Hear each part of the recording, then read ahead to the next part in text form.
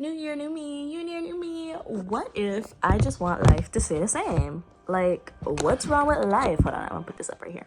What's wrong with life? What if I just, what if I actually quite liked last year? Goals and vision boards, and bingo cards, and this, that, and that, and this. It's all I've been seeing on my For You page. All of it. That's it. Nothing else. Now, I'm no vision board hater. I love me a good vision board. In fact, I've been making them for 3 years straight now. And funnily enough, they've actually been coming true. Almost everything on my vision board the first year came true. Second year, everything on my vision board came true. And this is my third year making a vision board. I'm so excited. I really hope it comes true. Anyways, I thought, why not make some art goals for 2025? Now, I'm not going to put too much pressure on myself to actually do these, but I just thought, for funsies and to have like a very straightforward, this is what I want to do, no hesitating, no trying to figure things out. I'm just going to list them and I'm just going to go for them. So without further ado, here are my 2025 art goals. All right, art goal number 1. Is consistently applying to residencies, group exhibitions, and grants. Now, I put this on here because last fall, I did a thing where I applied to one residency, group exhibition, or grant every single day. And I didn't get into a lot of them, but it did teach me a lot about the grant process and the residency selection process. And with that goal, I want to basically go on a residency this year and every single year until I turn like 30. You're probably like, girl, why the hell you want to do that? Because I want to travel for free. That's it. I just want to travel for free and literally just see the entire world. That's the only reason.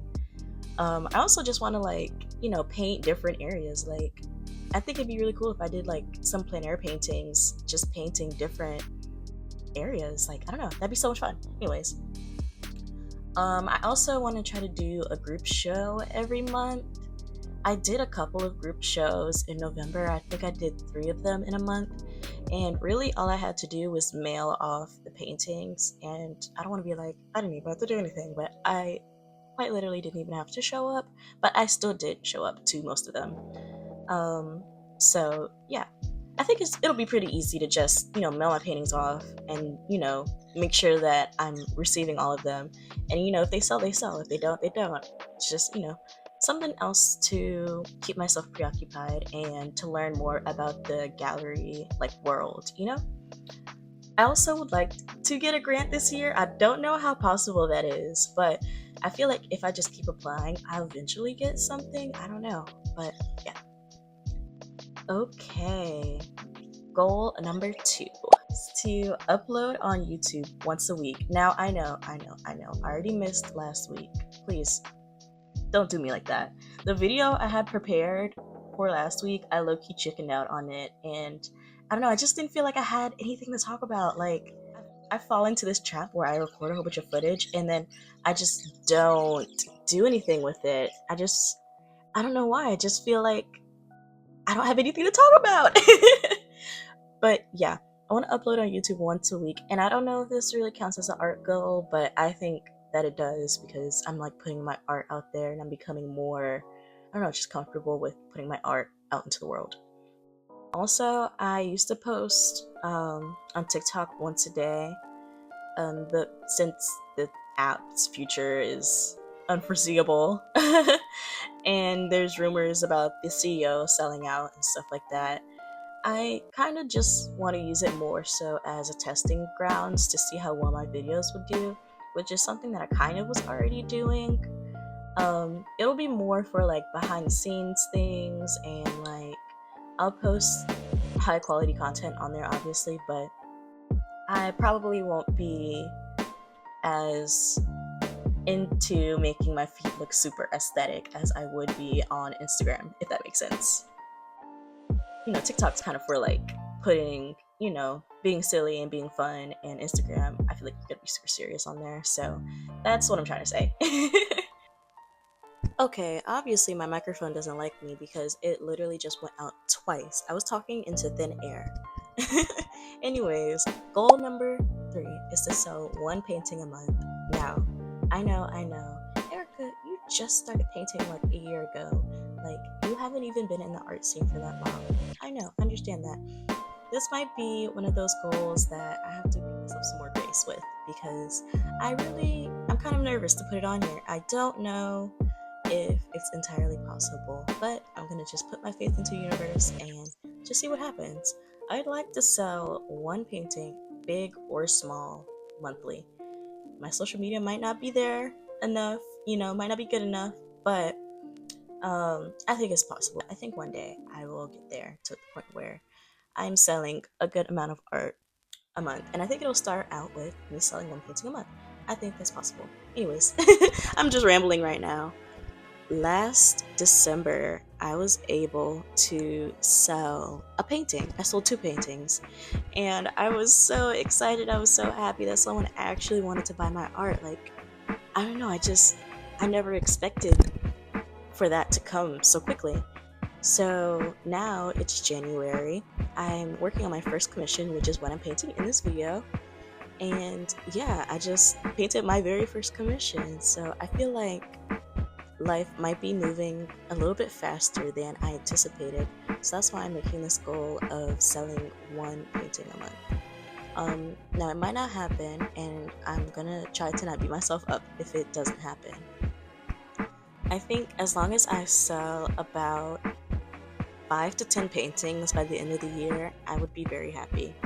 But, if I don't sell like any paintings for like a couple of months, I will try not to be upset.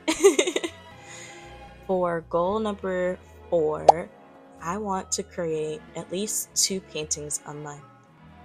Now, Erica, you're a painter. How is this a goal of yours? Well, you see, I kind of tend to go through periods in my life where I just want to lay in bed and do nothing. And that's kind of embarrassing to admit because this is where my, what is it called? Like, imposter syndrome kind of kicks in because I feel like I see my classmates painting all the time and I just don't have that stamina to paint like every single day or just paint like, I don't know, day after day. I don't really have that stamina unless it's for school. So in school, I'll paint a lot, and then like when it's summer break, I just kind of don't paint. I would like not paint for like a whole month or two. Um, yeah, I think last year I went about a month to a month and a half without painting. In past years, if I don't have anyone asking me to paint anything, I just simply won't.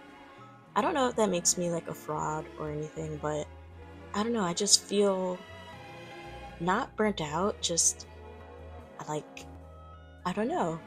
It feels like if someone doesn't tell me to do something, then I just won't do it. I don't know. But this year, I would like to be more consistent with creating paintings. Even if I just create a tiny 4x4 painting, at least I did something like that will satisfy it. Or if I do like a tiny little watercolor thumbnail, then I'll be happy with that.